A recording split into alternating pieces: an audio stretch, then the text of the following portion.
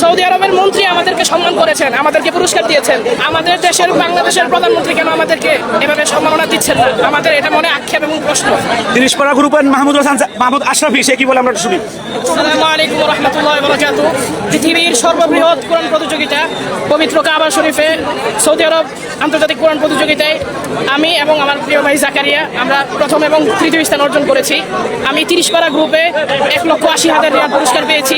আর আমার ভাই জাকারিয়া সে 1.5 লক্ষ রিয়াল পুরস্কার পেয়েছে 15 গ্রুপে।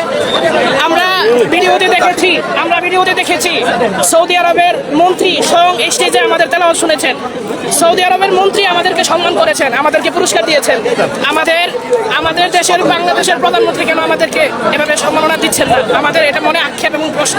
বিদেশের মাটিতে অন্যান্য দেশের মন্ত্রীরা এমপিরা আমাদেরকে সম্মান করতেছে, কিন্তু আমরা আমাদের নিজ দেশে কেন আজকে মূল্যায়ন পাচ্ছি না? এটি আমাদের সরকারের কাছে দাবি। আমরা